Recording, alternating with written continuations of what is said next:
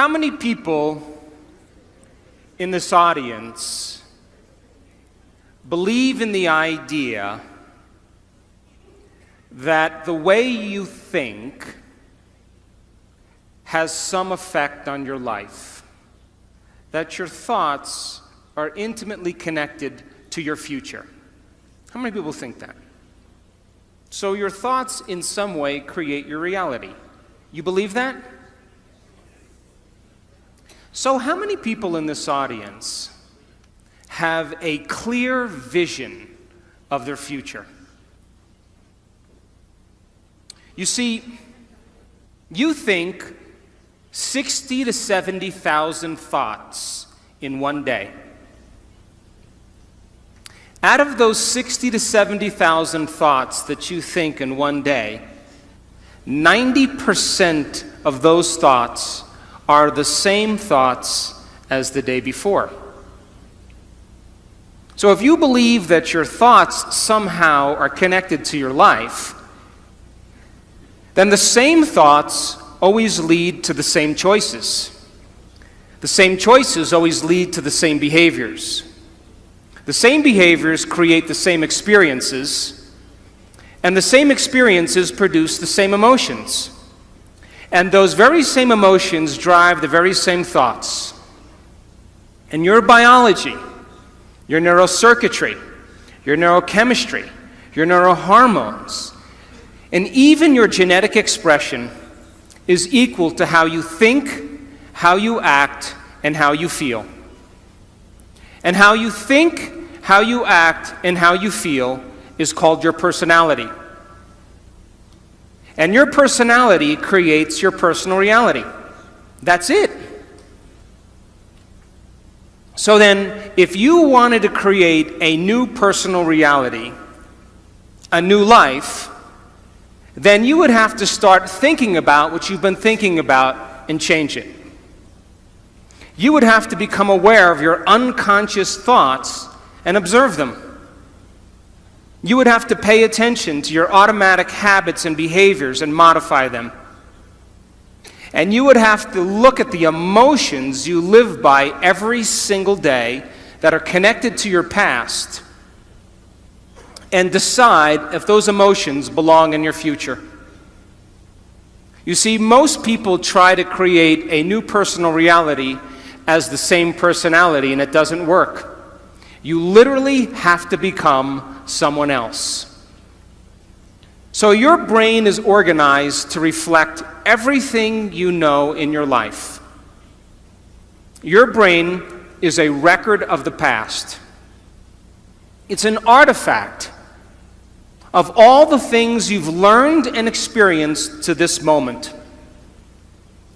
So if you wake up every morning and get out of bed on the same side, shut the alarm clock off with the same finger, shuffle into the bathroom and use the toilet like you always do, go and get a cup of coffee and drink coffee out of your favorite mug, then get in the shower and wash yourself off in the same routine way, drive to work, get to work, see the same people that push the same emotional buttons, do the same things that you've memorized and do so well, then hurry up and go home, and hurry up and check your emails, and hurry up and check your Facebook, and then watch your favorite television show, then hurry up and go to bed. Here's my question.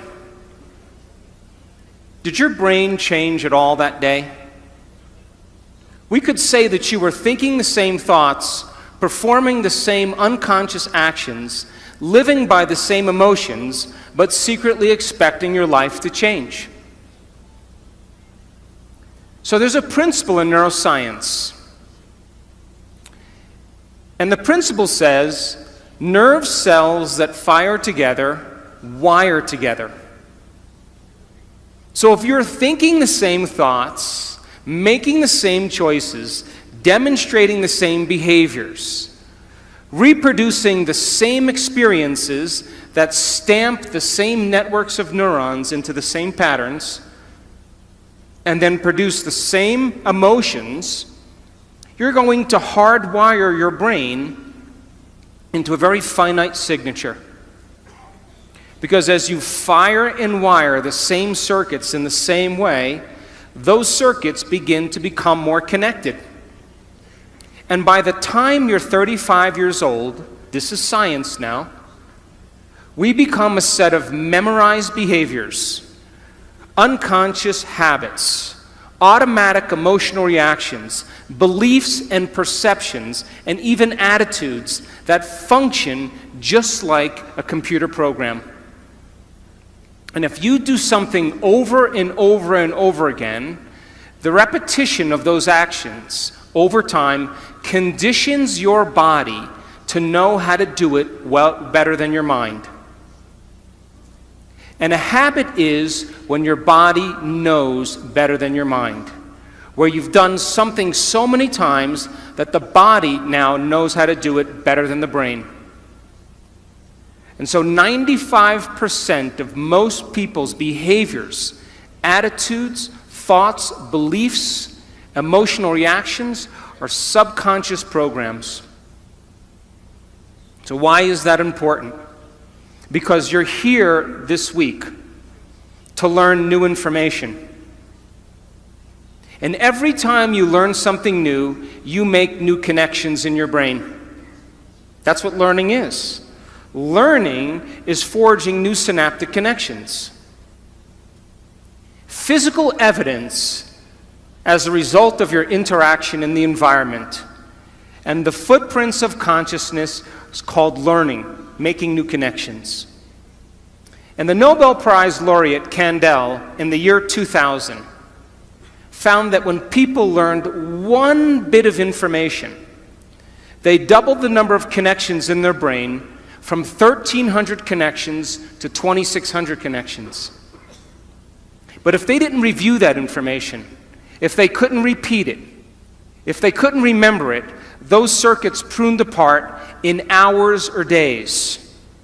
So if learning is making new synaptic connections, then remembering is maintaining and sustaining those connections.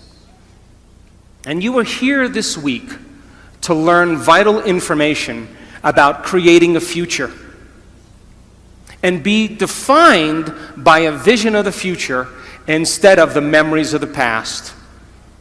Because if you are not defined by some vision that is bigger than you, and you are not passionate about that vision, then you're left with the old hardware of the past in your brain, and you will be predictable in your life. So would you agree then? New thoughts, new information should lead to new choices. New choices should lead to new behaviors. And new behaviors should create new experiences. And new experiences should produce new emotions. And those new emotions should drive new thoughts. And that's called evolution. So if your brain is a record of the past, and you don't have a vision of the future, then you are living in the past. And you will never arrive at that new future.